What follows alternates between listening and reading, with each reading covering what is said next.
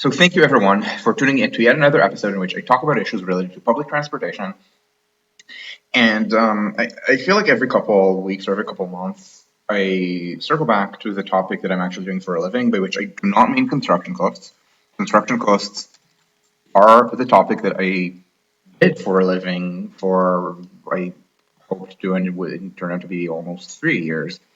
This is our construction cost report. But now we're going to talk about. So now we're still doing a lot of follow-ups about it, but we are moving on to other things. I'm doing something about high-speed rail in the Northeast Corridor, um, and so this is going to be a hybrid. Does the new project have a web page? No. It's going to be part of transit costs. I mean, so actually, so parts of transit costs are. They include high-speed rail. So there is a little tab for high-speed rail cost comparisons, where I already pissed people off by not including California high-speed rail because they asked me why it's not there, and I said this project looks kind of canceled, and they were offended. Um, anyway, um, I've done a lot of videos where I was essentially dancing around the issue of dealing with New York area timetabling and capacity issues. The reason is that these are the hardest, and I'm going to keep not talking about the timetabling issues. I'm going to talk about other issues. But I kind of want to give a like an update of what the point is. So first of all, it's really important to make sure that that something is actually built and that it's going to be good. Um, so I made a point, and I'm forgetting what it was my previous video, the one about the concept of the generational project. Um, in case you're wondering, all of my last 4 videos are currently on YouTube already. I uploaded all 4 earlier today. Don't ask. And the so the concept is that if you build something less than the highest quality infrastructure, um, sometimes there's a reason to do that. I mean, is it a good idea to build a high-speed train between Charlotte and Cincinnati? Charlotte, Cincinnati. Okay, look, these are two cities of some size. Um, the distance between them is 540 kilometers by air, which is very good high-speed rail distance. You could even try to meander a little bit to go. I mean, I guess going via Charleston, West Virginia, is a little bit too much of a detour, but in theory, except why the hell would you do that? First of all, there are mountains in the way, and second, more importantly, these are small. There's no large enough. There's no strong enough market by itself. Even if you say, oh, but there's going to be Chicago to Cincinnati. Yeah, no, that's not going to be enough. So this is something that probably should not be built. I'm specifically giving very ridiculous examples to illustrate the point. Or you made a point. I don't remember how much I made it on video, but at one. Actually, no, I did make it on video at one point that Detroit to Grand Rapids, like a lot of internal Michigan corridors, are not very good for high speed rail, but are actually really good for for upgraded medium speed rail, things that average 100, 20, 30 kilometers an hour, running on legacy track. Um, sometimes that's what geographically fits in the same way that not every single street in the city should have a subway underneath it. However, if you think it's too expensive to build high speed rail in general, um, often the reason it's expensive is political, and the politics will attach itself to medium speed rail. And we're going to see that we're going to talk about NEC related things. And look, they have all these projects. These are called Bucket 1 and Bucket 2. So these are the priority projects. These are already things that made the cut on a list. And it's $106 billion in budgeted cost.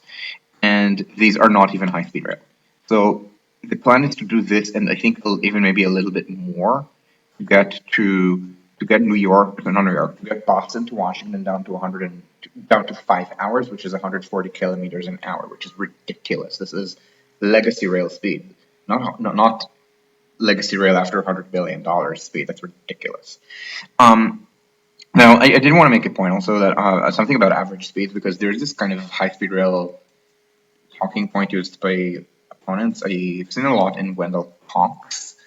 It's kind of a dishonest talking point that looks at average speed. Talks use that in attacks on California high speed rail in the late 2000s and on Florida high speed rail. And then when Rick Scott was elected governor, he didn't put Wendell Cox, but he put his co-author Robert Poole on his transition team, and yeah, high speed rail in Florida was built. And one of the talking points was that high speed trains are not very good for speed, and the way that Cox does this is that he looks at the average speed of the Acela, but he doesn't look at the average speed of the Acela from New York to Washington, but he looks at at two small intermediate cities where the highest speed between them. I think he did Wellington to Baltimore, or maybe I'm forgetting or maybe Philadelphia to Baltimore. I don't remember. I mean, Philadelphia is big, um, but the worst slowdowns are north of Philly and into New York, and then into DC. So and west of Baltimore. So you kind of cherry pick one section. And I think maybe here the scheduled average speed is like 160 kilometers an hour. So uh, maybe a Florida high speed train that was end to end, Orlando to Tampa 160 was supposed to be comparable, and then uh, he was looking at high-speed rail average speeds in France, but again, it wasn't doing something all the way from Paris to Lyon to Marseille to. There was no high-speed train all the way to Strasbourg or to Bordeaux at the time, to I guess to Lille, and instead it was I think doing between two Beachfield stations on the way between Paris and Strasbourg. So really dishonest. And they say, oh yeah, this is 270. The Acela does 160 if you cherry pick, and this project is 160, so it's not real high speed rail. Again, that's just bullshit, and you should not really listen to anything that Wendell Cox, Randall O'Toole, and so on say. But I just need to put it out there because it did come up, because something related to it did come up before I went on recording, and I wanted to make it very clear that this is a thing. And so but the point is that it's very easy if you don't have good cost control to spend $106 billion on not quite on not quite completing. Oh, R fairly rotated. On not quite high end medium speed rail. High end medium speed rail, I think it was 130 something kilometers an hour. That's again major city to major city. Average speed, let's say Sweden, so we're talking Stockholm to Gothenburg or Malmö, or in Britain, London to let's say Leeds, Liverpool, Manchester, maybe Birmingham. Uh, so let's look at this and see how this can be done on a more reasonable budget. Now there is actually a reasonable budget, where it's 30, or rather 30 in federal funding. Some of it gets local match, but you don't need a lot of local match for this. So um, I'm going to mostly do the New York area thing. So there are different buckets, and I'm going to not care too much with what is in what bucket. So there are a bunch of projects that are labeled Gateway, which total 40 something billion dollars. They don't need to be there. So pen expansion, just very easy, don't do it. It is completely useless. Uh, the Even on the highest ridership scenario, it can fit in the existing pen station. I don't mean in the footprint of the existing pen station with a lot of upgrades. I mean in the existing pen station. Rebuilding pen station is really nice for issues of passenger circulation. Very long-term ridership increases. There are some plans out there that don't just do high-speed rail, but even give high-speed rail dedicated tracks all the way through New York. So new tunnels in addition to Gateway, in addition to let's say connections to Grand Central or something. That requires it still does not require pen expansion, but it does require rebuilding the track line. But the expansion is just completely useless. So here's 106 minus 11, right there. South Station expansion also completely useless. 3.3 just deleted from the budget. They don't need it. And a lot of these things are also things that don't really need to happen. So with Gateway, actually, a lot of this is pretty bullshit. So the loop tracks are completely useless. So for people who don't know, the current Gateway program as planned, it's one of these generational investments, which everywhere else in the world is called one short tunnel, but because they treat it as a generational investment, they laid it with a lot of really silly things.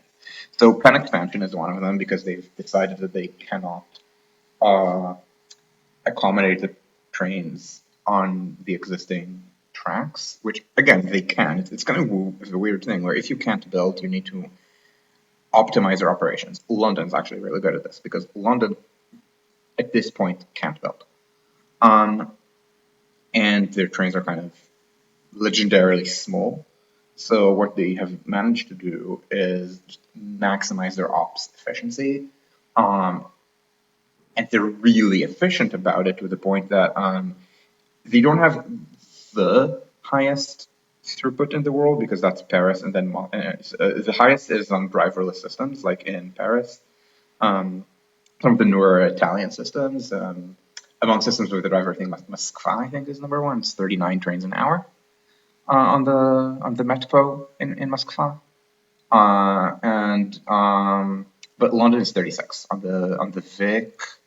I think the Central is 35, not 36 trains per hour, but so very intensely, so very good ops to compensate for very bad ability to build. And for example, Spain is the exact opposite. Spain can build, so they just tunnel and they don't worry usually about ops efficiency. Some cases they do. The Catalonia example that I sometimes go back to on FGC, but for the most part, they don't have very good ops. And New York, unfortunately, can't build, but also has really terrible ops. So they can improve the ops, and a lot of this is deletable. So the Secaucus loop is the idea that instead of having separate tunnels for lines that go in a completely different direction, these lines, the Erie lines, are supposed to loop. They're supposed to build a loop through Secaucus here, an area that, for all other purposes, is said to be a protected wetland that cannot be redeveloped. And it also makes it really hard to build Portal Bridge, which I'm going to get to in one moment. This is Portal Bridge. And so the idea is the line will loop here using dual mode trains. New Jersey Transit's management loves their $9 million a piece dual mode diesel and electric locomotives. They're very heavy, not very reliable. Don't have very good don't have very good specs, but that's how they can excuse not electrifying. So they love that. And then they're going to go into Penn Station. Total waste of money. Don't do that. Plan on actually having good enough ops that ridership from these lines will fill within the tunnels, and then build another set for base or something. But um, so useless. The expansion is useless. And now I want to get into, anyone else have a frozen screen? Um, Weird. I'm not seeing my screen freeze for the record. I'm seeing, like in like in here, I'm actually seeing myself, with not that much of a lag. Um, Might be a you problem. Um, yeah, that's what I thought. Yeah. So, um, so the point is that you can very easily delete a bunch of things from Gateway. Again, pen expansion is the easiest. What else? Actually, Hunter Flavors is really underrated. This is unbelievable. But that's not that much money. But anyway, the loop tracks are stupid. I don't think the storage yard needs to be there. They need to do some yard expansion, but not that much, and it's mostly peripheral, like in central Jersey. So I don't think it's this. So I think this is way too much. Then Portal. Now Portal. So Portal Bridge. Is this bridge? Uh, Two tracks with plans to make it four. And you might notice that this is not the high bridge, but which, I mean, the clearance below is not high. The standard American way of dealing with such bridges is to make them somehow openable. Maybe they can be rotated, maybe they can be lifted, but they're movable. So sometimes so the trains and the boats can't pass at the same time. Um, Compare this with here. So you look at Google Earth on the bottom right. So this is track level is here 10 meters above sea level, and here the deck of the freeway is 39. This is a high bridge. Here both can pass under no problem. And here you can even see an old bridge that has just not used, so it's permanently opened. Um, Now it's considered obligatory to make this a hybrid. So somehow, instead of a four-track bridge, it's two separate projects, Portal North and Portal South, several billion each. This is Portal South, 3.6, and Portal North would be, I guess, uh,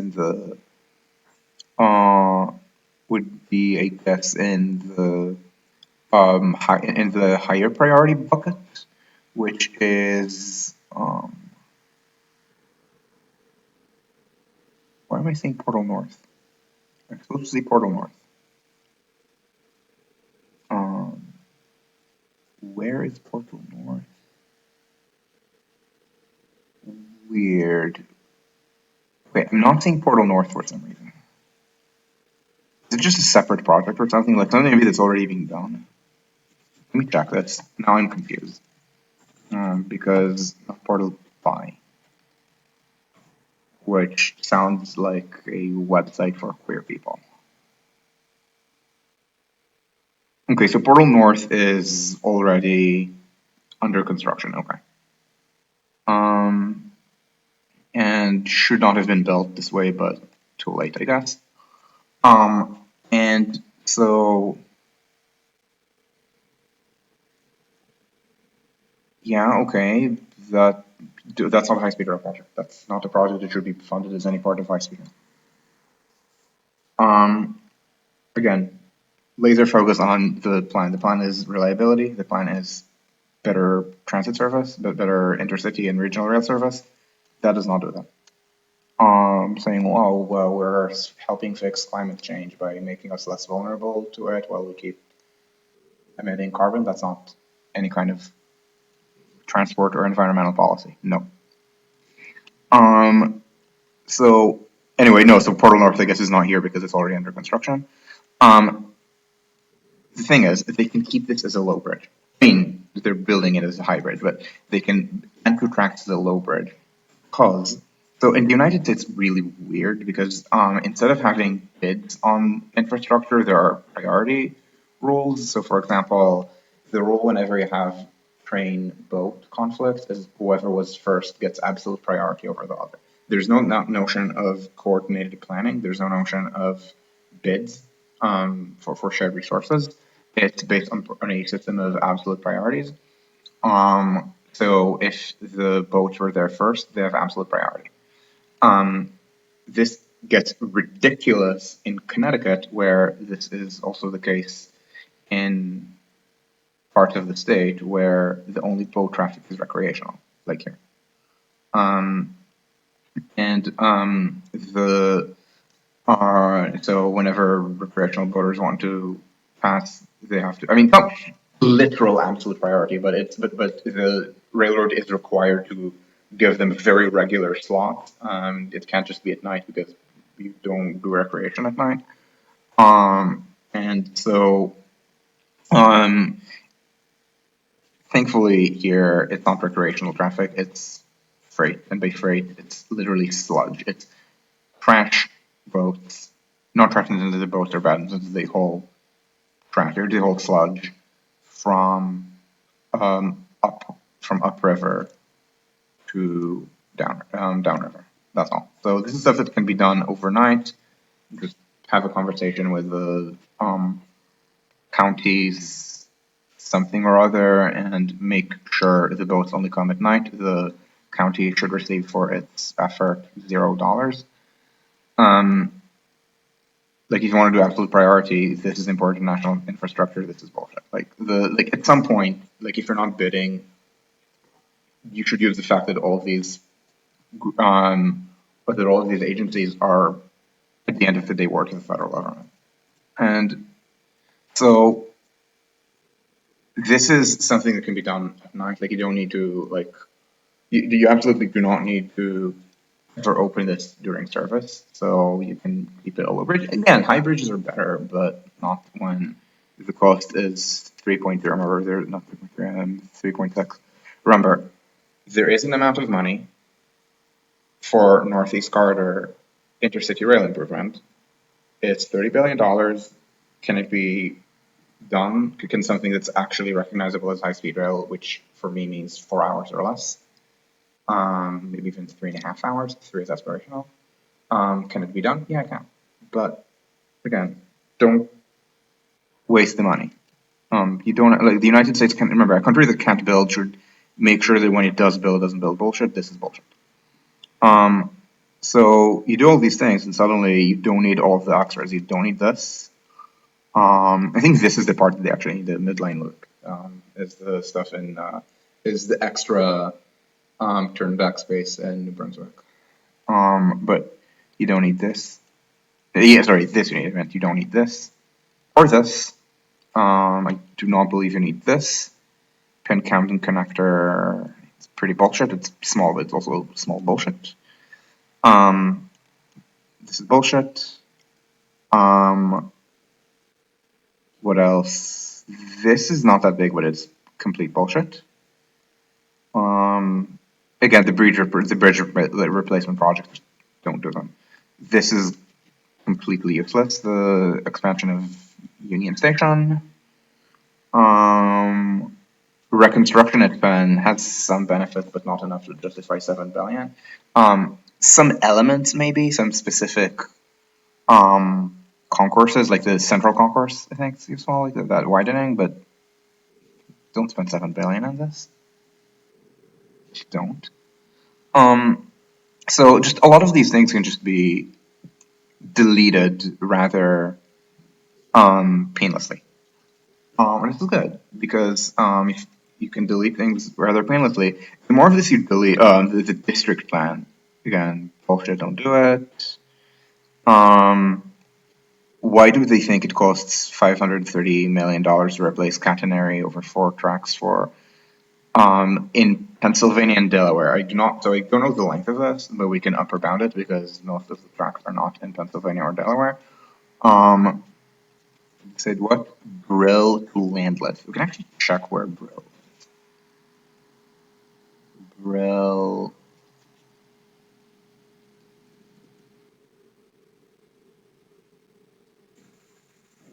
What is Landless? Okay, so Landless is near Wilmington. Is Brill just on this side? Huh. Because bear in mind that even this, it's criminal that it should cost as much to replace Catanera by this one. For 86 kilometers, it's not even installing Catenary anew.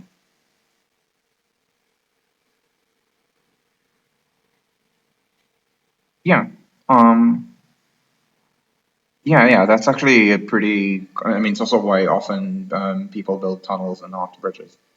Um, for for example, in New York, the reason tunnels exist and not just bridges is that the bridges would need so much um, deck space on land for the approaches because like Brooklyn Bridge, for example, you can see it takes a lot of space.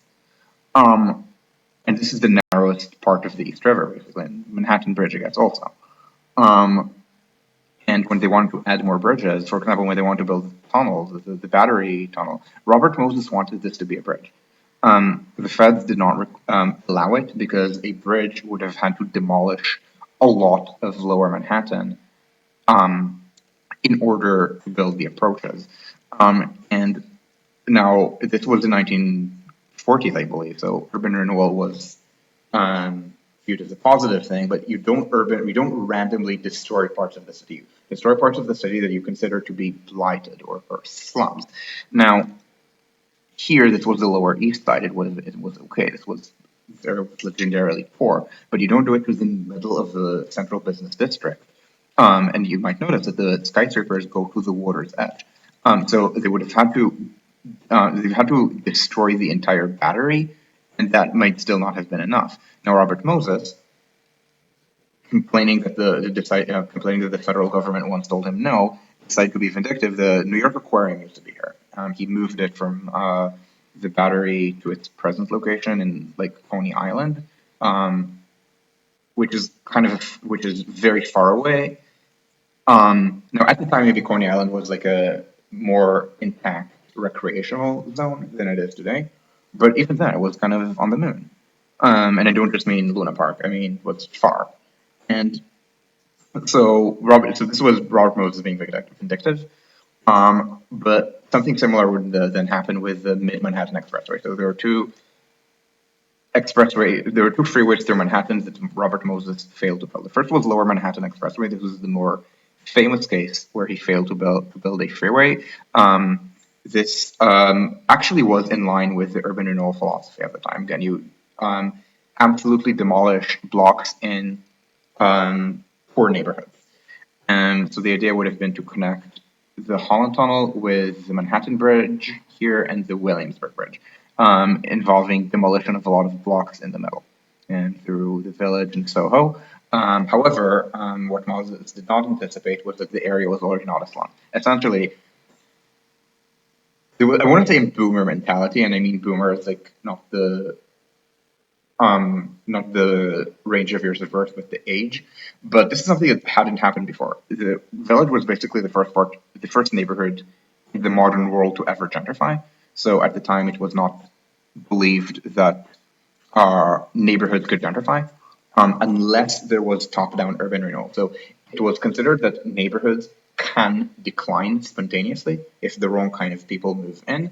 For example, Jews or Italians, and maybe by the 1940s and 50s, it was no longer Jews and Italians, it was just black people. Or maybe they're just not maintained or something. It wasn't purely racial. It was racist, but it was racist and also a lot of other things. And not all of which were like prejudices. Some of it were just, for some reason, the area declines in importance because of some, let's say, the port moves or something. So job access becomes worse. Like people understood these things. It was not purely racist. It was racist, but not just. And but it was believed that it was a ratchet. It only moves one way, and the only way a neighborhood can become less of a slum is through top-down action, some kind of urban renewal scheme. So a generation later, this would happen with the Upper West Side, which gentrified from the bottom up, um, Lincoln Center North, Lincoln Center being an urban renewal project that Jane Jacobs hated and said only bums are there, and then you check, and then like even within maybe 20 or 30 years, this turned out to be the exact opposite. It's like the neighborhood gentrified. Now, we can maybe say that Jacobs was maybe right in principle there, would have gentrified either way, but we're not dealing with what Jacobs could have said, we're dealing with what she did say, in the same way that we're not dealing with what master infrastructure builder in the New York region could have done. We're dealing with what Moses did do. So anyway, because this neighborhood gentrified spontaneously, people did not recognize this because it was still early. Moses was very old already in the 40s and 50s, so he didn't realize that the types of Jane Jacobs and her husband lived here. Jacobs, I never tire of reminding people, was the daughter of a doctor. She had finished high school in her cohort in America. I think it was about 50-50 whether you're a high school grad or not. And she even partly went to college. She never graduated, but she did a few years at, not just any college, Columbia. I mean, not Columbia College because that was just for men, but Barnard. Um, and her husband was an architect. So, and she was a journalist at the time. It was a higher prestige career than it is now. So, so they didn't realize that this was an increasingly wealthy area. But based on the logic that they had, this indeed was not built. They did not demolish high value property. And this gets me to the other less well known example of a Moses Highway that was ever built. It was called the Mid Manhattan Expressway, which would have connected the Lincoln Tunnel and the Queens Midtown Tunnel. These already pre-existed, so they would have to rise from underground to above ground because they didn't do roadway tunnels through cities at the time in America. I guess they still don't, because again, the United States can't build. In Berlin, which can build, this was just the continuous highway tunnel. But the plan was to build it elevated through the Empire State, or no, either through or maybe around the Empire State Building. So, like, find the most appreciated buildings through Midtown South to demolish. This was if it sounds like a shit show, it's because it was. It was basically crayon. There was no neighborhood opposition that derailed it or anything like that. It was just not feasible. Sometimes crayon does not get built, even when political power brokers really want it to be built. So anyway, my point is that, yeah, this is something to do with tunnels because it's just much less space. It requires much less space than bridges for the approaches. So anyway, yeah, a lot of this is on the northeast corridor to get back on track. It just doesn't need to happen. And a lot of this is just bullshit. And again, it's not bullshit in the sense that, like Second Avenue subway, I need to look at rosters of workers, and I can tell you that there are a lot of supernumeraries among the unionized workers, and I can tell you there are even more supernumeraries among the supervisors. Lots of agency turf battles. I can tell you that the system for overtime is kind of broken. I can tell you that the stations were overbuilt. I can show you the sizes of the station. I can talk about lack of design standardization, and I can talk about procurement problems. But I can do it. We've done this on the transit cost project. Here, a lot of these projects don't need that because they just don't need to be in the budget in the first place.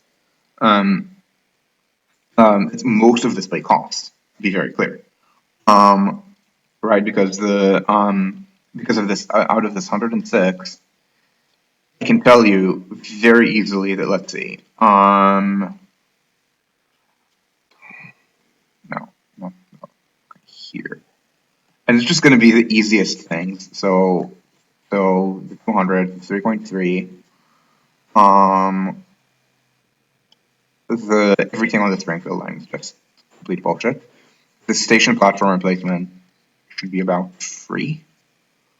The station at the airport is silly. This is also silly. All state of good repair money is the black hole, don't include it. And expansion is bullshit. The loop tracks are stupid. Portal South is stupid. Storage yard, Pan Camden, an airport station. What else? This is actually not a bad project. It's the BWI fourth track is just expensive. Fourth expansions of Union Station is stupid. Hartford Station needs no relocation. The OCS replacement. Like, you know how without even trying very much, right? You don't need. Why is it $135 million to improve a single station? Besides the fact that it doesn't need to happen. And also this combines 0.2. Central Concourse again is good. Under construction, doesn't need to be there, but I mean, decent, but it's not the most important. Master plan for Baltimore plan. Like all of these, like so many of these things are just total waste. This is stupid. This is pretty stupid. And Access is already funded, unfortunately. So, oh, stupid. Okay. Point being, the majority of this may cost. Not the majority. This is almost a majority. It can scrounge a majority if you really care. Does not need to be there, and this is just bucket 2. Bucket one includes things like, includes good things and bad things. So bucket one, um, okay, so this is 52 out of, not 106, because it's 52 out of, what is this, 7, 16, 41 and a half. This is 23, this is 64 and a half. Yeah, this is a large majority of bucket two by far. Bear in mind, bucket one is different because bucket one has the Hudson Tunnel project, which is actually good. For bucket one, the way I would do it, oh, this is where Portal North. Portal North is, a lot of it is already a done deal. So this is a done deal. You see previously funded. BNP tunnel replacement, it's a good project, not for 6 billion, for less than a billion. Oh, question. Why are Hartford and Springfield even here? Because it's part of the broader Northeast. I don't think it's completely stupid to improve New Haven to Hartford in the same program. I think it is stupid to spend $500 million on a single bridge there. The thing is, there are a bunch of things you could do to New Haven through Springfield. One of the options should be, fuck it, this is just a shuttle. And I don't mean a guaranteed connection, I mean a shuttle. Where the point is to run so frequently between New York and Boston that you don't need a timed connection. Now, ideally, it should be, now what I think they should be doing is running 6 trains per hour on the corridor, from DC up to New Haven, and then 2 go to Springfield, and 4 go to Boston, and you use the local express thing in New London to make sure that they go from every 10 minutes here to every 15 minutes here. But one of the options should be, if this is too difficult or too annoying or there's too much extraction, cut it out. This is not part of the core program. This can be descoped. And the same is, by the way, true of Philly to Harrisburg, where trains today pinch. It sucks that they pinch, and probably the answer to it is to do this again. It's kind of shovel aware. Just tell people to transfer to the next train. They should come every 10 minutes, so don't bother with timing. But it's not completely stupid to think about this. It is completely stupid to spend $200 million, not $135 million on rebuilding Downington Station. That's just a total waste. But thinking about this is not stupid. And the same again, sort of Hartford and Springfield. Again, thinking about them is not stupid. Electrifying normal cost, not American cost. To run trains through, that's good. But at some point, alarm bells should ring. Anyway, this really sucks. The reason this really sucks is that this is a tunnel that would do a lot of good. I think it's 2 minutes. It's 2 minutes of saving. It used to be budgeted 750. Somehow it became 4, then 5, and now 6. The scope blew out of proportion, and they removed a lot of the unnecessary scope, but somehow the cost stuck. And they've even done early commitment in that they have given it the name of, they've given it a name that politicizes it. I think Thurgood Marshall, right? Thurgood Marshall Tunnel, maybe. Yeah, they have announced Tunnel Baltimore, or am I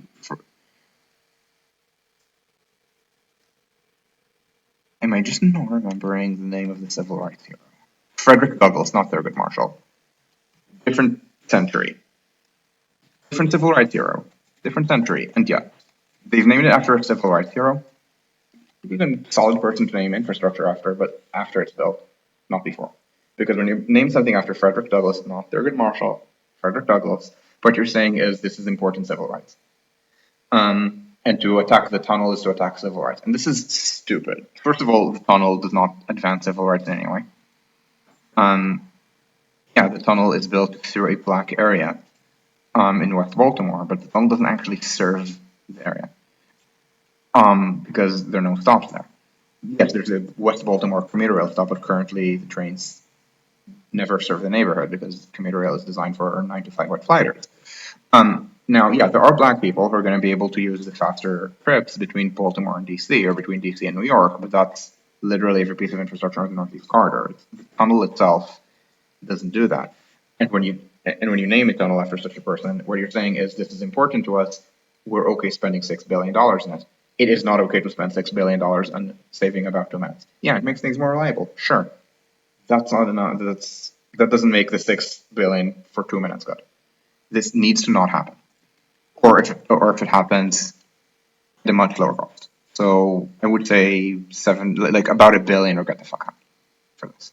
And if you can't, well, there are better places to spend the money. It's all about cost per minute saved. This is too much. Then most of the bridge replacements are, again, they're just inflated. Some of them are just not even done correctly. Like, for example, I never remember. So there's, yeah, Coscob. Coscob, it is useful to replace it, but they're doing it wrong. And here's how they're doing it wrong. It's this interesting thing where they're, instead of doing too much scope, they're doing too little scope. Because they're replacing it along the exact same alignment. The alignment is short sharp curve, straight. What they should be doing is turning into one wide curve, demolish a small number, I think single digit number of housing units. Maybe no, it's not single digit, it's 10. It looks like 10. And these are townhouses, and I constantly emphasize that these are townhouses whenever I talk about this, because in this part of Connecticut, the highest value housing is not townhouses, but single family. So most likely these are, I mean, not think they're poor because it's Greenwich, but what, $1 million each or something? Whereas the real like swank, like $4 million properties are probably not there, but maybe closer to the water or something. I think maybe in like here, maybe like Old Greenwich or something, or the waterfront or the waterfront parts of Darien, like here maybe. Whereas, for example, Northern Heights, which is the part that is in the way of the train, this is one of the less rich parts of Darien, which means it's very rich by any other standard. But again, it's like $1 million houses or something, not $5 million houses. Which is fine. I mean, it's also fine to demolish $5 million houses if you need to, but I mean, those costs stack up, whereas 1 times 10 is 10. So that is a project that can be done much better. I also suspect it's going to be cheaper if you don't do it in place, because then there's less disruption on the tracks. So these are projects that are often pretty good, but done poorly, and again, cut to zero from the budget. This does not need to be $2 billion. It's a high bridge, but it's a high bridge where the approaches are easy. And fundamentally, it's 1 kilometer. That's not $2 billion.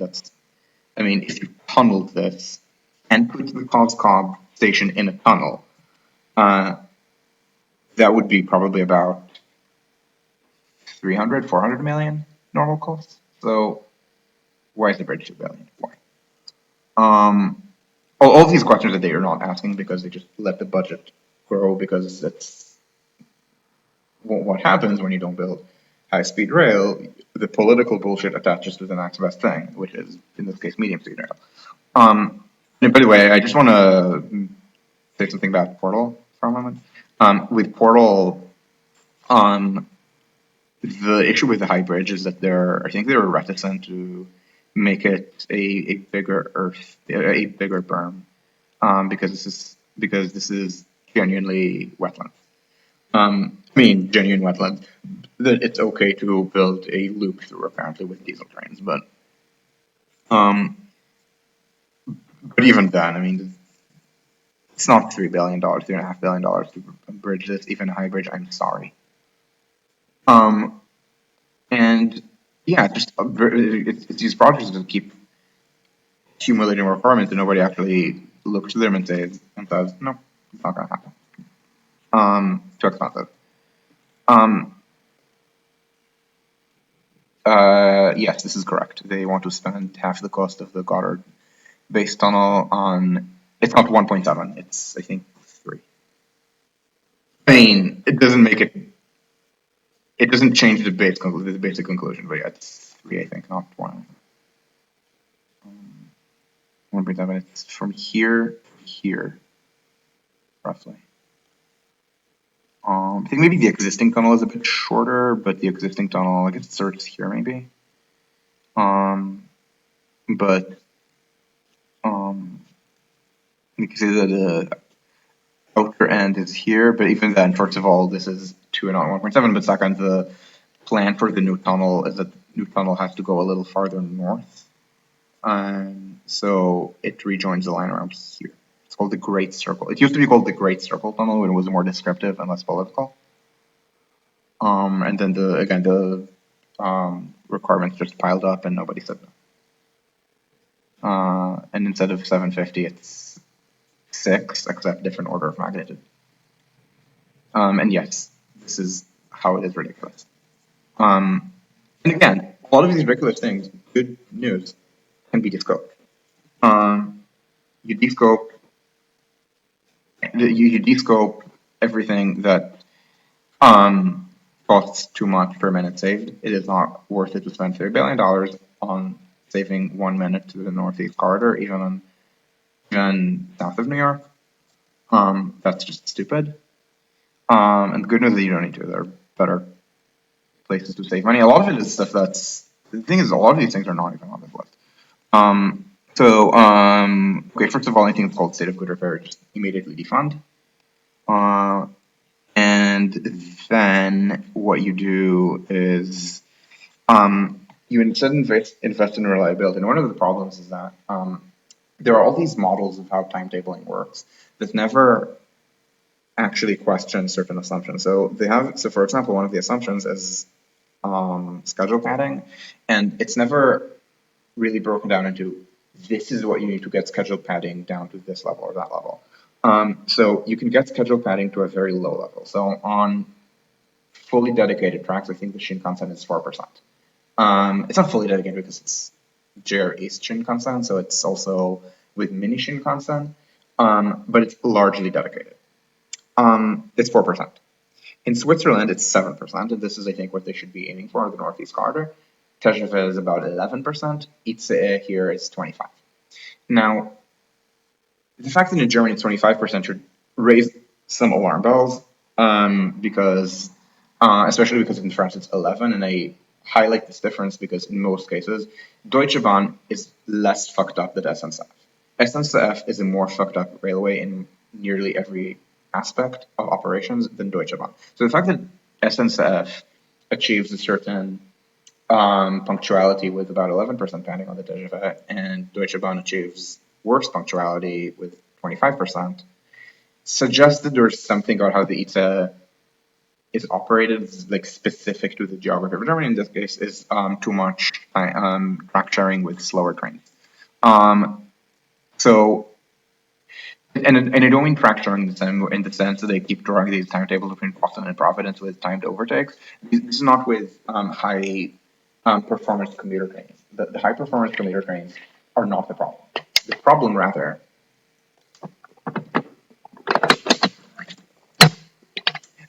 is a zillion regional lines that don't really have an American equivalent, because in the US, these just ceased to operate generations ago, even before Amtrak. It's lines that are equivalent to maybe Providence to Worcester.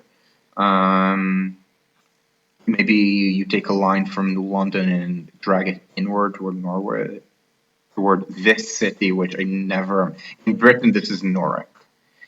I think this is Norwich in New England. There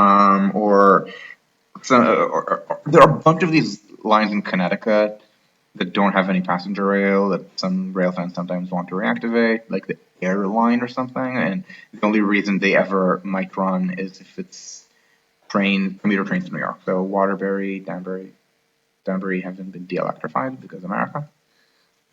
It's these kinds of trains. Fracturing with trains with like many hourly trains like that. So when I say many hourly trains, I don't mean one line with many trains per hour. I mean many lines each with a train per hour. So there's a lot of dependency and a lot of opportunity for delays to propagate. So essentially what you do is you want to design a system that does not propagate delays, and this is extraordinarily low-hanging fruit. Um, Essentially, you want to make sure there's a certain base level of reliability on everything that touches the Northeast Corridor. So Boston to Providence, what you do is you electrify the commuter trains, and you raise all the platforms. There's this $200 million third track project. If it's funded, which thankfully it isn't. If it's funded, raise the money. That's more than enough to raise all the platforms, for example. I think it's enough to, in addition, buy new electric trains for Boston to Providence, but I'm not sure. The wiring costs are being effectively zero because it's already wired. Um, then you maybe want to try to do the same with anything that touches Boston to Providence. So Franklin, I think is most. I mean, Stoughton would be part of Boston to Providence. Boston to Rideau via Fairmount Line, it's kind of a freebie, and it also has extraordinarily high benefits within Boston.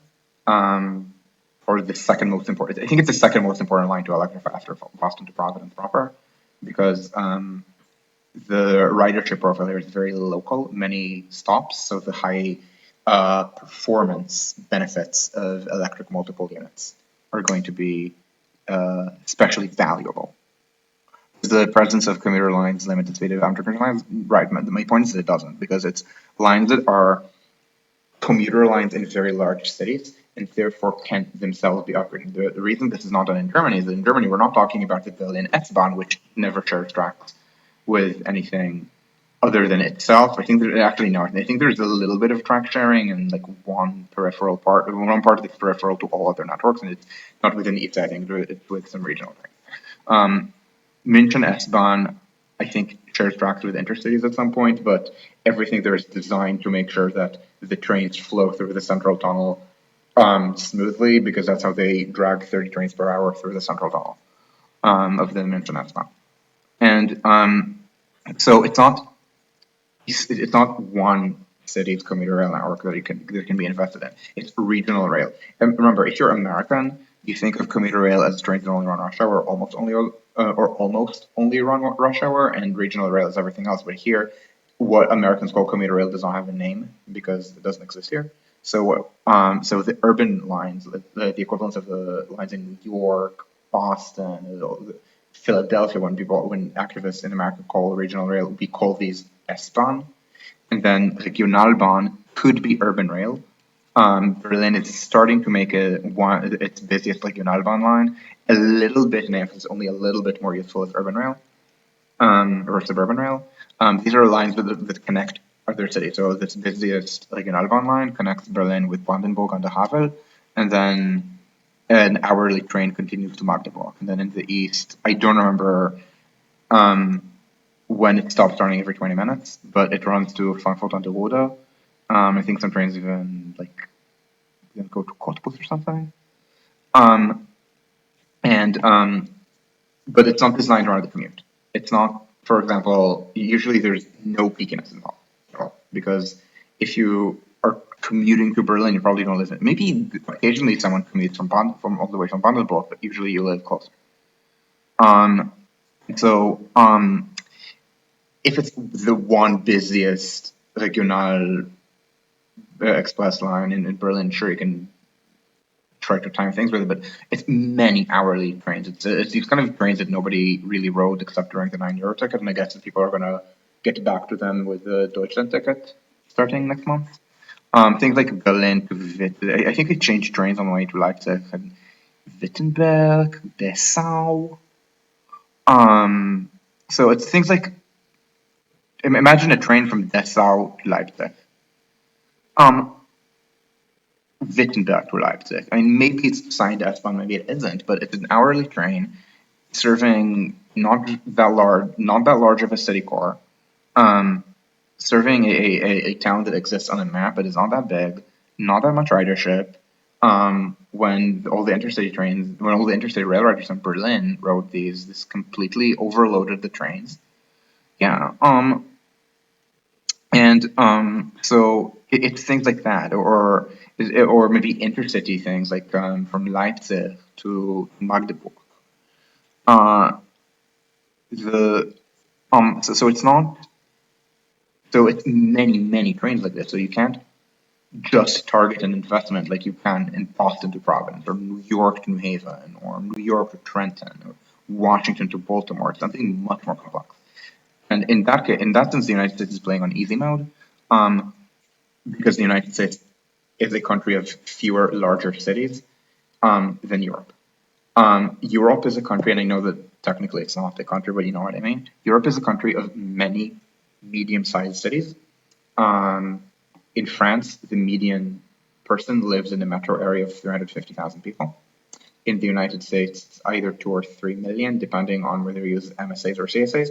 I think the 350 in France is comparable to American metropolitan statistical areas, the smaller MSAs. So 2 million is the American equivalent. In that sense, America is more like East Asia. Of course, the difference is that in East Asia, as in Europe, the cities are very strongly centered. In America, the cities are highly decentralized. Lots of residential sprawl, lots of job sprawl, but fewer larger cities in any case. And this means that there is less need for a German-style everywhere-to-everywhere regional rail network. Note that such a network doesn't exist in Japan because the trains outside the commuter trains in the biggest metro areas and the Shinkansen are kind of garbage. Yeah, sometimes they're upgraded garbage, but not a lot of people ride them. Korea, I believe, same thing. Taiwan, same thing. Now, France, tragically, also same thing, but that's because SNCF is just bad at operations. They could do something better with the, let's say, commuter trains, or with the regional trains in, let's say, in Côte d'Azur. For the region outside Paris that I know the best. But in the United States they don't need that, because in the United States we're talking about commuter trains to enormous city centers like New York, Philly, Washington, and Boston. So in the United States, once you understand that you need to make the trains more reliable, and you need to deal with American specific problems of unreliability, what are they? Low platforms mess your timetables up, because if there's a surge of riders, as there is, for example, at rush hour, people are going to take too long to board the train. And if there's a passenger in a wheelchair, that's a couple of minutes to lift them up and down. So you want high platforms everywhere. You want to electrify because diesels are just not sufficiently, they're not sufficiently reliable. They break down, I think, an order of magnitude higher rate. So an order of magnitude lower mean distance between failures than electric multiple units. Don't use them. Don't use diesels. Don't use battery trains. They're expensive. Wire. Again, in Boston, and the Fairmont House is very short trip. It's not like some kind of sacrifice that Boston is it's supposed to make. No, the electric trains that we keep proposing in transit metros are actually really good. The only cost is it costs money to wire, except that Boston is such a huge city that the benefits vastly exceed the cost, to the point that we're worried about leakage, about surplus grabbing, things like that, just because the benefits are so high that you double the costs and it's still cost effective.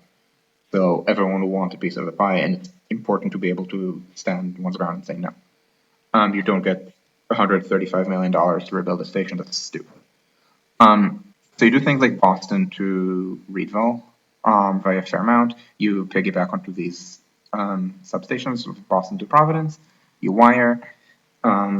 This helps a neighborhood with very high asthma rates, low air quality, lots of not a lot. Right now, the ridership per kilometer on the Fairmount line, I think, is average. It used to be the lowest in the system. They cut the fares to be not quite integrated with the subway, but the same as the subway, but without free transfers, which is important because the subway in Boston lives on bus transfers. And the ridership tripled, so now it's, I think, middle of the road per kilometer. They actually do all the other reforms, and it's going to be the busiest per kilometer. So all around, it's like good for Boston. So I think it might even get that might get federal funding if, first of all, if I advise the federal government, or even if I don't, Boston actually, not Boston, Massachusetts actually puts together a package which they seem uninterested in, because essentially they hired the wrong person to be in charge of this. And so you do that kind of reliability investments. Again, electrification, high platforms. The reason I keep saying about one of these items that it is important, it needs to be there. It is this item, and unfortunately, this is immediately below a complete garbage of an item. So I believe that twice during this video I accidentally clicked this when I intended to click this. This is the garbage. The stuff I've highlighted now is good. Hunter flyover. So you invest in things that improve reliability, which includes specifically the busiest flat junctions in the system. This is, I think, actually the second busiest. The busiest is Shell. I don't remember if Shell is on the list or if it got removed. At one point, fixing Shell was on the wish list, like 14 years ago or something like that. I don't remember. Let's actually see because it might have been major backlog project. No. Oh, this is also garbage. By the way, if you're wondering about the rehabilitation project, it's dragging for so long because the timetables are written to let the tracks go out of service every weekend. So not East River, but Hudson River. The way this works is that this is actually bundles $2 billion out of the HCP. So 14 is the new tunnel, 2 is rehabilitation of the old tunnel, which is supposed to be done only 3 years after the new tunnel is open, because they want to shut both tunnels down. The timetable right now is that one tube of the two tubes, one track in each tube, does not need to be used for the entire weekend. And it's been this way for, I think, 50 years. Do you guys know how often they actually shut down one of these two tubes on the North River Tunnel for an entire weekend? 50, I think it's like 53 hours. Yeah, yeah, allegedly every person involved in that discussion needs to pick a different career. Anyway, people in chat, please guess. I don't think I've spoken about this on video. But a journalist who spoke to me had managed to get the documents from Amtrak in a 4-year period. I don't remember what years. I want to say 16 to 20. 4 years, 200 weekends, give or take. How many of those weekends do you think one of these two tracks was shut down for the full weekend? Again, it's about 50-ish hours for maintenance. Make a guess. The answer is not never. It has happened.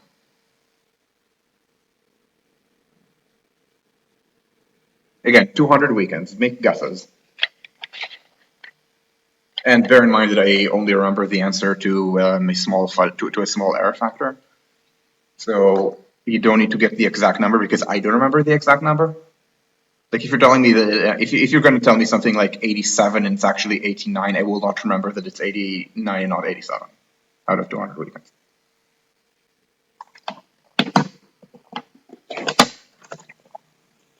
Um, 100. Okay. Are there other guesses? So Scanian, you think 100. Do other people here have other numbers to throw?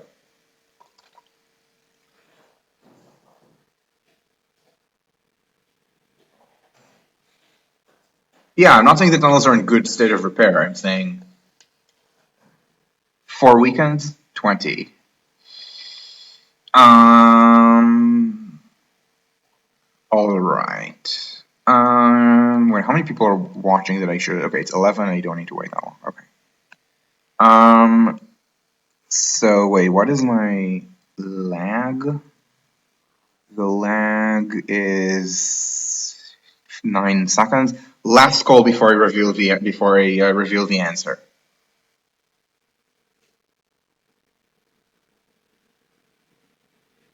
I will say I know to enough precision that none of you guys got it right.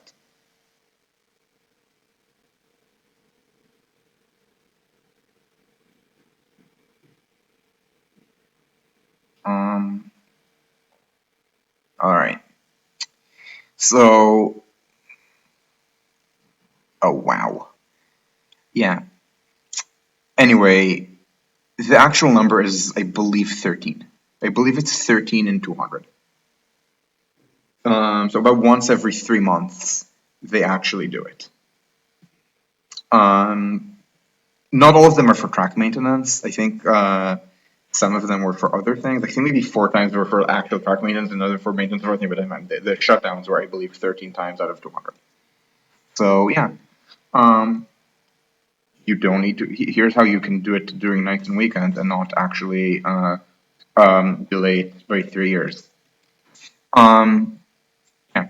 So a lot of the stuff that's that elementary, and so it's just it's just bad project management. And by the way, the journalist they spoke to, um, when they reached out to like some Amtrak manager, like vice president or something, the vice president denied that this and said, no, we do maintenance every weekend.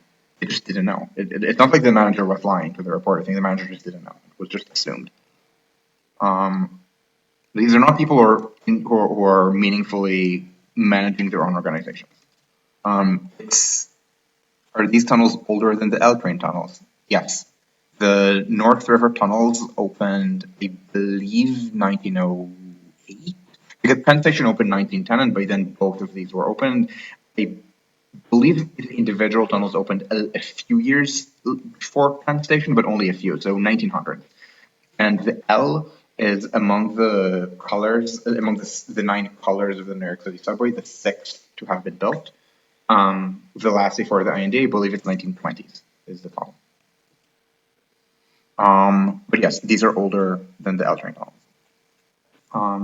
I think the damage might have been different. I'm not sure, but it doesn't matter because it is understood that there's a certain pace that they can work at nights and weekends. It's just that they're not actually doing that work, and nobody knows that because it's just one of the things. Like, oh, of course we do it, and then you check and nope, only about once every 3 months. The timetables, again, are already curtailed. The timetables for, I think, since the 70s have been written in a way that permits one of the two tubes to shut down during the entire weekend period for maintenance. Um, Now, the timetables do not need to be written this way. They should be written in a way that has high intensity usage and then regular nighttime gaps for 4 hours at a time. But that's something different. I'm talking about current maintenance practices, not just how maintenance practices should be. And so a lot of these projects are very easy to descope, to just throw away because they're unnecessary. Now, so again, what am I thinking instead of that? So Hunter is the thing that I highlight as good. Let's go back to it. Highlight it again as good. And Shell, of course. Shell's probably more important than Hunter. Hunter is like has the advantage that for importance that it's south of New York, so more riders. But Shell has way busier traffic. Um, and both of them need to be replaced. A third junction should probably be not probably should just be replaced as well. It's between lines shouldn't really touch your northeast corridor, but are part of the system. It's Queens interlocking between the main line of the LIRR and the Hempstead branch. Essentially, it lets the LIRR reconfigure certain things so that they don't need that lines don't need to interfere with one another as much. Which is of course good for reliability getting into Penn Station. You want its fuel lines sharing tracks with what goes into the tunnels in Jersey. And so what you do for reliability is again high platforms everywhere. The Northeast corridor is entirely high platform, but the Mars and Essex lines, which do run into Penn Station, are not. And I think neither is the North Jersey coastline. This one. In Pennsylvania, SEPTA stations are generally low platform, just raise the platforms. What else? You want simpler you want simpler service patterns, fewer service patterns, um, very little local versus express running. In Boston, the only thing that has any business running on express trains is Boston to Worcester. just because it's a long line with very outer demand, like from Framingham to Worcester, and not just in the inner suburbs, and also many inner suburban stops. Boston to Providence is, as long as Boston to Worcester, actually faster, like straighter, so trains can attain higher speed. And it also has very outer demand from Mansfield, Alborough, Providence, but fewer stops. So currently there are local and express trains. I can see a world in which it makes sense to do them with diesels. I don't think it is our world. I think they should already do entirely local. But I can see a world in which the present service pattern has the justification with electrification. Just as a reminder, the line is entirely wired. It's entirely wired. It's just wiring a handful of sides and a handful of side tracks and a yard and the yard and getting new trains. Um, just run all local. Again, it's just easier to timetable, easier to like write a good timetable as opposed to constantly tweaking timetables that are never actually good. Um, Likewise, Boston, and not Boston, New York to New Haven should be just express to Stanford and local to New Haven or local to Stanford. Don't try to do the zonal expresses the train makes three local stops, then express type service. That's just a nightmare to timetable. And if it's a nightmare to timetable, you will need more schedule padding to compensate. And if you need more schedule padding, your high speed train is no longer high speed. New York to Trenton, I can see a combo of local and express, but nothing else in Jersey.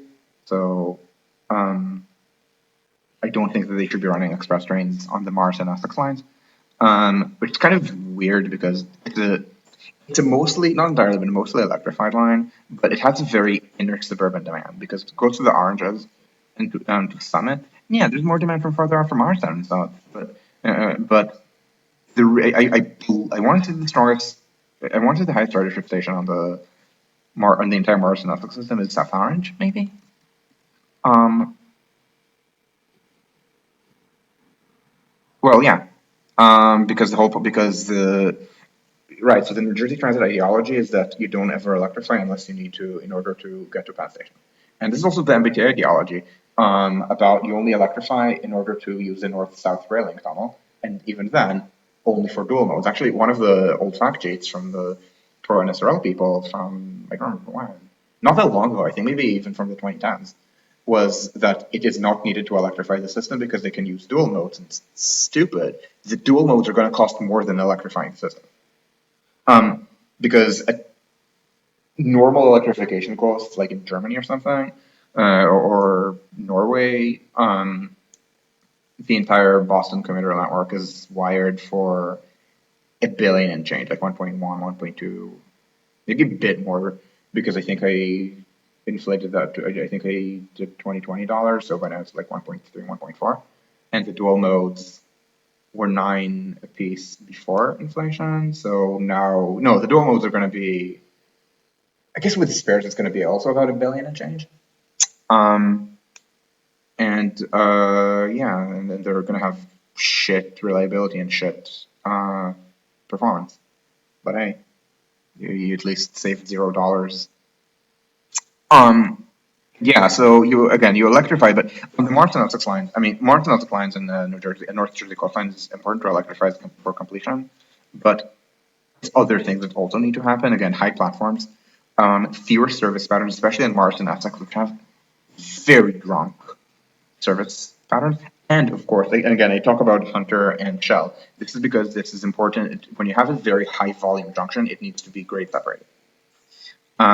Because one of the ways that you can have problems is if delays on one line propagate to another. So you want fewer lines in the sense of fewer stopping patterns.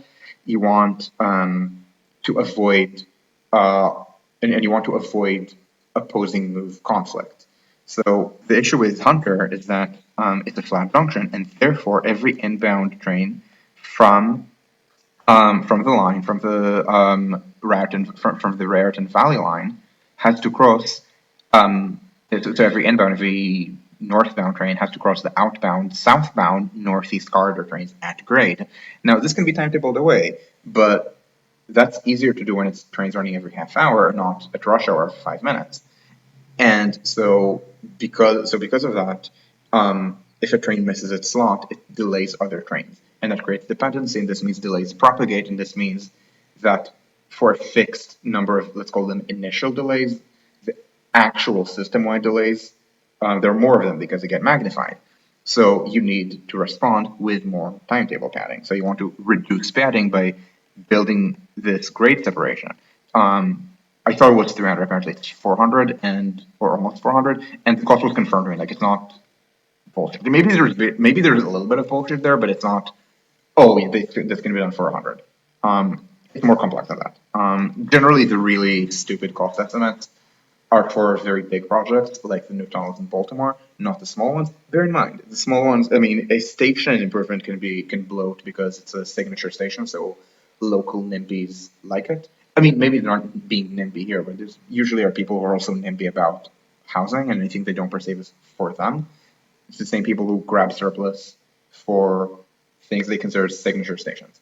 But something that is as wonky as a grade separation, that's run by engineers. The engineers don't care. So those would be, again, things like Hunter, like Shell, Queens, that interlocking here. Bear in mind, by the way, they have some ridiculous costs for catenary replacement, which you would think is something that is among these like small wonky projects, but Amtrak has a knack for turning small wonky projects into possibilities. Amtrak can't build. Apparently, it's even worse at it than many other agencies in America. So that needs to happen. So some great ups. Again, the high platforms and the electrification, better train sets, which I mean throw away all the dual modes. Ideally invite people who came up with the idea to the ceremony. I'm not going to speak role, of course. And that gets you a more reliable system. And if you have a more reliable system, you don't need to have these 30%.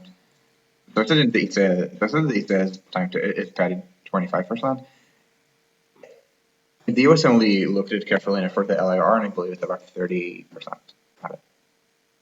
And that's in addition to certain slowdowns with how the trains are derated. So it's about 30 and a bit percent extra. There should be again 7%.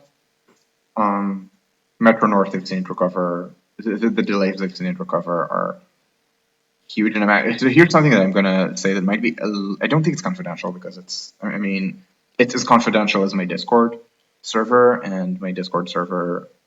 I remind people that I don't like the link to the invite being shared in the open, by which I mean on a public Twitter or Mastodon account, because I'm worried about spammers, but send it to all of your friends. If someone watching this is not in my Discord server, let me know and I will DM you. So anyway, apparently Metro North managed to recover from a 20-minute delay on the New York to New Haven line. It was, I think, timetable 2 hours 15. Early on, it was delayed 20 minutes, and it managed to arrive, I think, 7 minutes early. So it recovered. It's not so out of maybe 2 hours because again, the delay didn't happen at the beginning. So it was supposed to be. So I guess I think it was timetabled around 2 hours. Could in a pinch be done in an hour 30 something, like an hour 33. So it's, I think something like this. Yeah, about 30% padding. Yeah. So you work out a way that you don't have random delays. Now that delay, for the record, again, I'm quoting my Discord channel, so I'm not telling you anything that you are not already going to be able to know. There was a security incident, but a security incident didn't really need to happen. It's just the MO to hold the train. I don't think it actually helped. So just figure out how to like not have things like this. So a lot of it is not even infrastructure, it's just things like how to deal with fare disputes, by which I mean proof of payment. If you need to call the cops, don't hold the train when you're calling the cops. Call the cops when the next stop is. And so the And so the timetable padding, when you do this better, can be cut by so much that, yeah, you can turn this 2 hour run into an hour and a half. And you fix a few of the curves. Sorry, when I say fix the curves, I don't mean you actually change right away. I mean you bank them a little bit. You do all these pretty trivial things. And this is very easy to do for like for Amtrak. I'm thinking in an hour 45. This can be done almost trivially in an hour 20. Not almost trivially in an hour 20. Almost trivially in an hour 15. With a little bit of work, I think maybe an hour 5. So again, just think about how to spend the least amount of money per minute saved. Don't go for pizzazz. Never name things after Frederick Douglass or Thurgood Marshall until it's opening. Before opening, you're just inviting everyone to bid higher because you're politically committed to not walking away.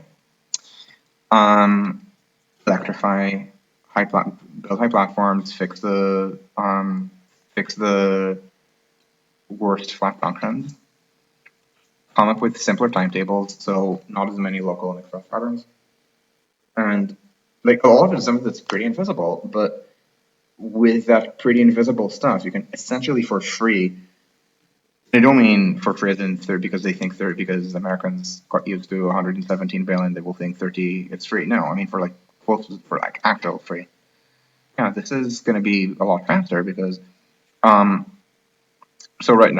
right now this is again an hour 45-ish on Amtrak and maybe 2:10 depending on the time of day to on commuter trains. Yeah, this can be an hour and a half on or an hour 20 on commuter trains that make all these stops, and then on intercity trains about an hour 5 with some but not a lot of work. Just run a track laying machine, run it well, like with high levels of automation. Yeah.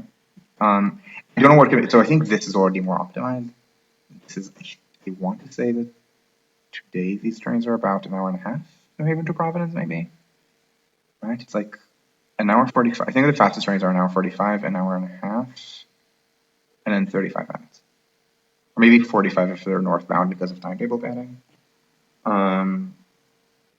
So that would be 4 hours, maybe an hour and 45, a little less than an hour and a half, an hour 20 maybe on Stella's. Because I guess that still still here a lot. An hour 20, and then I guess 35 minutes. It's a little less than 4 hours. Yeah. Bear in mind, it's not hard to make this 30 minutes. 22-ish is that's what you need with things like 300 kilometers an hour, but doing this in 25 is not that hard. Here, you don't even need to build, I mean, also build a high-speed train, a high-speed railway, like 300 kilometers an hour from New Haven to Kingston, but even without doing that, this is, again, an hour 20-ish, an hour and a bit. Yeah, that's 2.5 hours. And that's the harder part, and that's, again, with spending not a lot of money. But not a lot of money, by which I mean maybe hundreds of millions per section. And then here, I don't know offhand the exact times per section, but yeah, this is already not much more than 2.5 hours. Yeah, this is like getting this to 5 hours is basically just playing with the timetables a bit, doing a few small things. It's not gateway. It's not anything big. Not that gateway is big, but it's not even anything as big as gateway. It's things like writing better timetables, raising platforms. I think New Jersey Transit once estimated that raising all the platforms on their entire system, I want to say 800 million.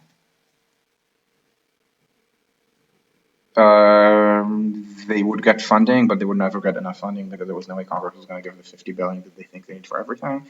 And as soon as it's named after Trump, it shuts down conversation in Elaine Chao's DOT about any kind of value engineering. So all of the stuff that I'm saying is stupid would be part of it, and they would often fund it first because sometimes it's Israeli style facts on the ground. Sometimes it's because they don't even know. Sometimes it's they don't even know that these things are stupid, so they think they're important and they fund them early. Sometimes they realize that they're stupid. or rather, they don't realize they're stupid, but they realize other people think they're stupid, so they fund them fast because they might get defunded first. Um, it's something that sometimes happens in American public transport priorities. The best example I know is Houston, where they had one good light rail line called, I think, the Main Street line, and then they built lines going, I think, east and north because the line that was considered the strongest went west, and to the point that even the anti-rail people liked it. So they figured that if they funded the weaker lines first, then the anti-rail people would still want the west one. Um, well, the west one was downgraded to BRT because the north and east ones, because the north and east lines were pretty weak. Again, it's people who think that they're being clever.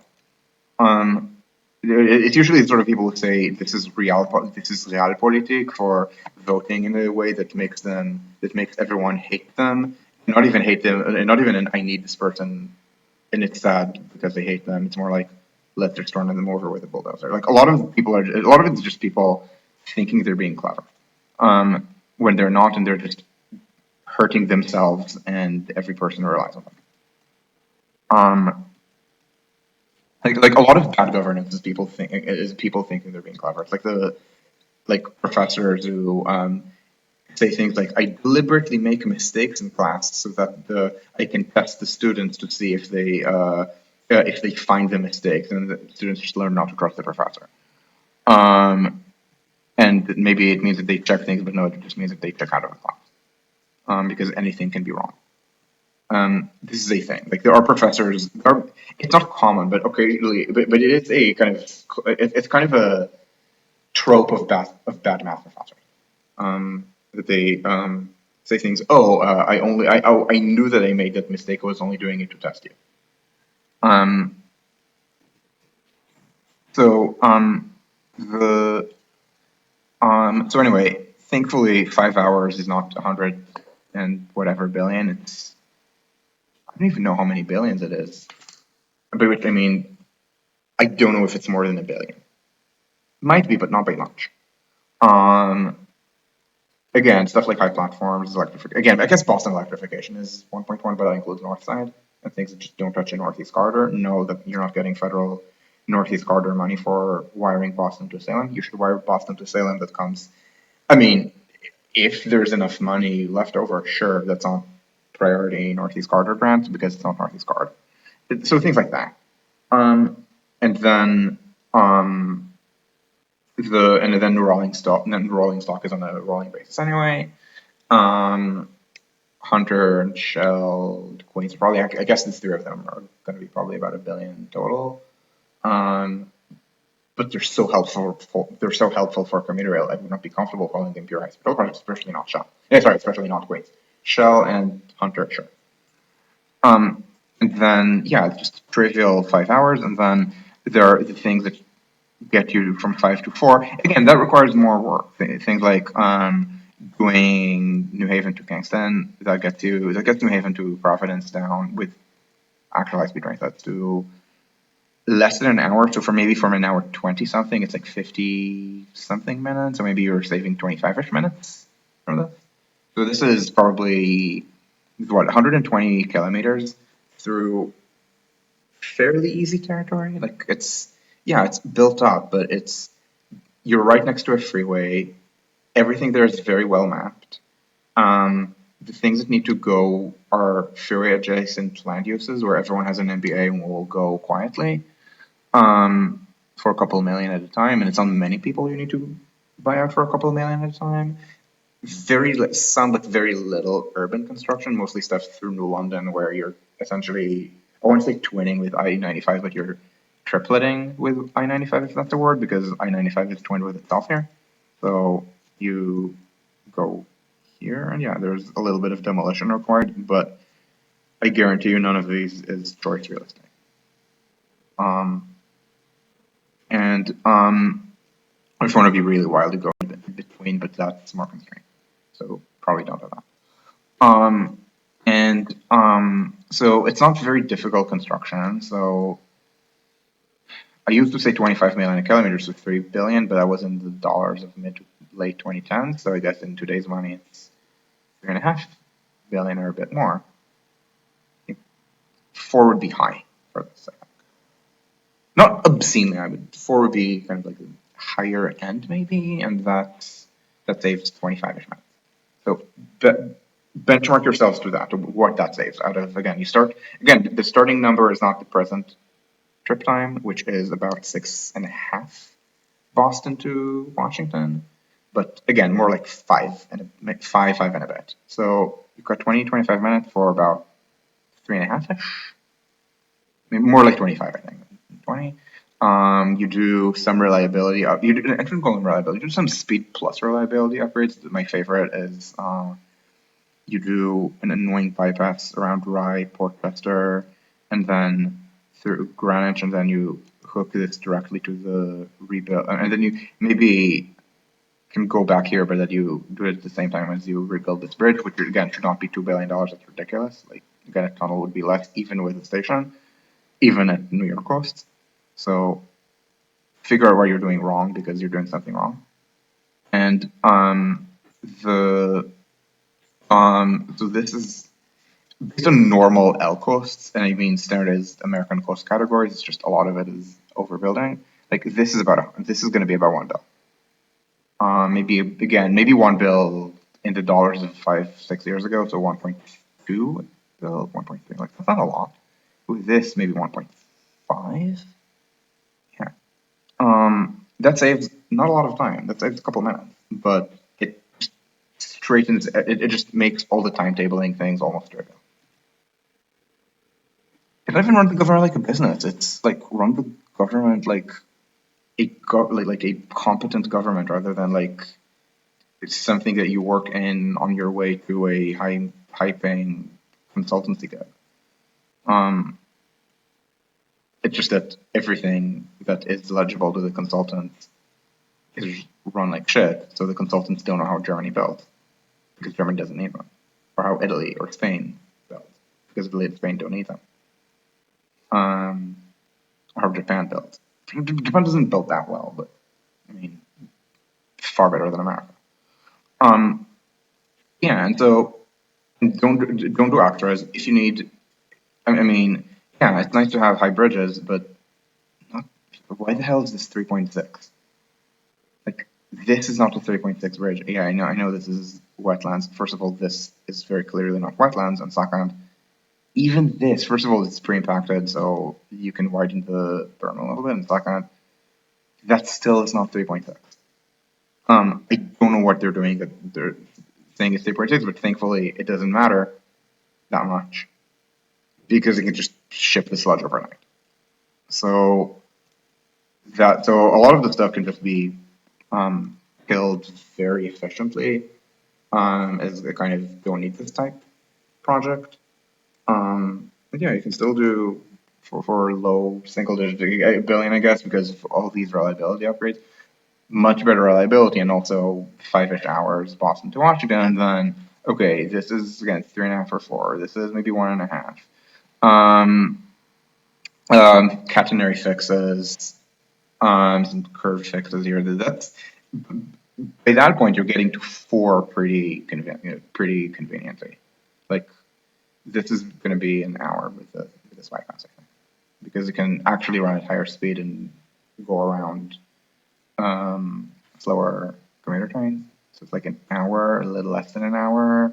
You do a little bit of fixing here, and it's instead of 35 minutes, it's 25. So yeah, this is already going to be the easy parts are going to be. This is going to be in what 2 hours 20 maybe 2:15 I guess, and then this is going to be it's not that hard to do this in an hour 25.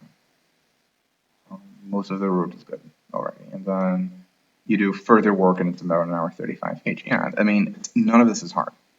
They're making it hard.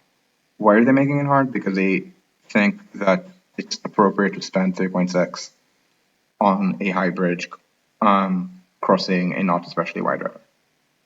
That does not even need to be a high bridge because it is because the conflicting traffic is a very small number of sludge barges that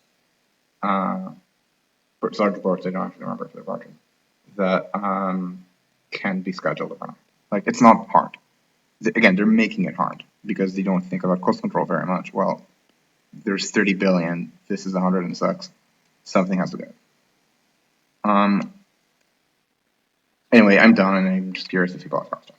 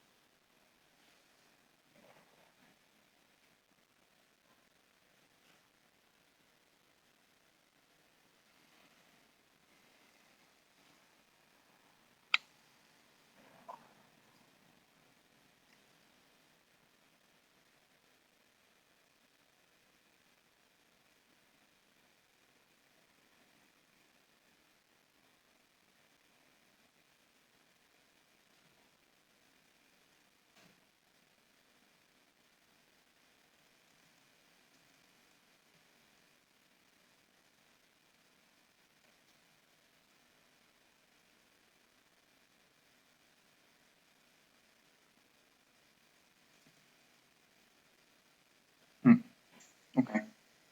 Um, do people want more time to type questions? And then I can, or if not, I can just end it at like 9 or a bit before 9. Could write it.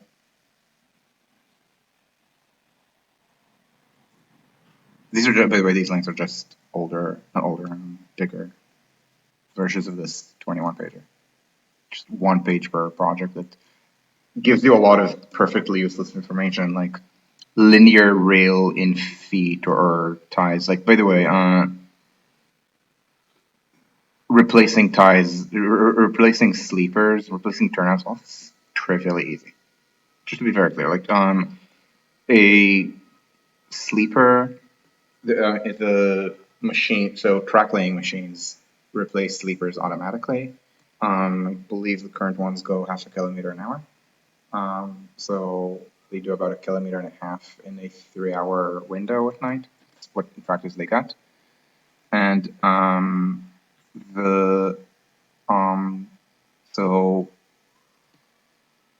sleepers are spaced every 60 centimeters on higher end and every 75 centimeters on lower end lines here. So on higher end lines, the 1.5 kilometers that you do every night is what did we say? 60 centimeters. So about 16. I think TGV standards are 1,660 sleepers per kilometer. So we're talking about 2.5 thousand sleepers replaced nightly with a single track geometry machine. So yeah, this is why I don't. Fancy line question. Couldn't the entirety of CT be tunneled? It's 400 kilometers, right? Like, I guess it's less because because if you're tunneling, you're not going to. I guess you're just going to take the straightest line from New Haven to Providence. So I guess from State Line to New Haven is about 75 kilometers, and from New Haven to Providence, no, it's not. Connecticut is much smaller, I think. For some reason, I thought. I guess if you're doing this way for some stupid reason, then it's 95 technically. But let's tunnel the way to Providence, 140 something. It's 200 something kilometers. Yeah, that's probably. I don't know. Because it's pretty much without station. So I want to say it's about $30 billion, maybe even more because the tunnels need to be bigger for higher speed for high speed trains because you need more free air. So you can't do a small tunnel diameter, and it does matter. On the other hand, the only stations are going to be New Haven and Providence. Maybe Norwich or something. Um, but yeah, no, this is how ridiculous this is. So for 100 billion, yeah, this is just going to be a tunnel. Um,